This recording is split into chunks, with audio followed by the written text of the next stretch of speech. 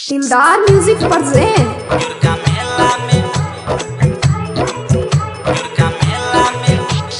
DJ Umesh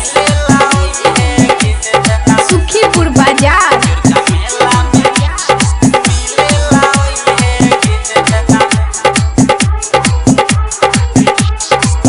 सुन सहेली के संग में है तो पनाहा गिरका मेला में मिले लाओई है गे। सुन सहेली के संग में है तो पनाहा गिरका मेला में मिले लाओई है गे। डुबकी लगही बई गिरका के धार में, डुबकी लगही बई गिरका के धार में, जल फूल मंदिर में चढ़ई बई गे। सुन सहेली के संग में है अपना गिरका मेला में मिले लाओई है गे। सुन सहेली के संग में है तो पना गिरका मेला में मिले लाओई है गे। डुबकी लगही बई गिरका के धार में, डुबकी लगही बई गिरका के धार में, जल फूल मंदिर में चढ़ई बई गे। सुन सहेली के संग में है अपना गिरका मेला में मिले लाओई है गे। डीजे उमेश दिलदार सुखीपुर बाजार।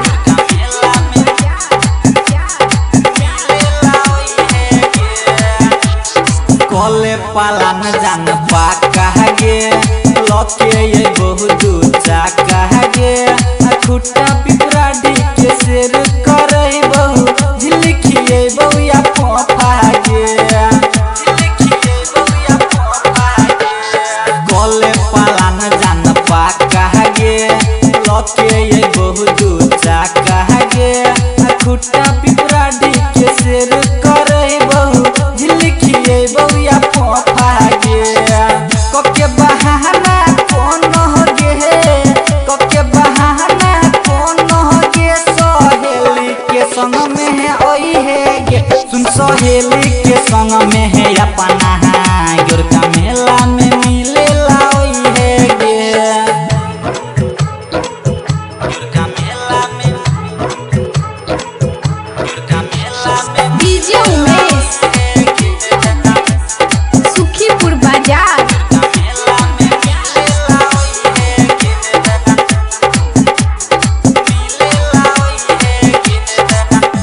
हाँ 3 साल पर एक बेर मेला लगै छै, करे है नहीं कोनो बहाना गे। गरम जिलेबी तोरा खियैबौ बैठ के कोहना कोना में, बैठ के कोहना कोना में।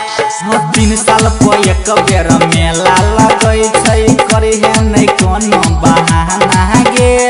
गरम जिलेबी तोरा खियैबौ बैठ के कोहना कोना में।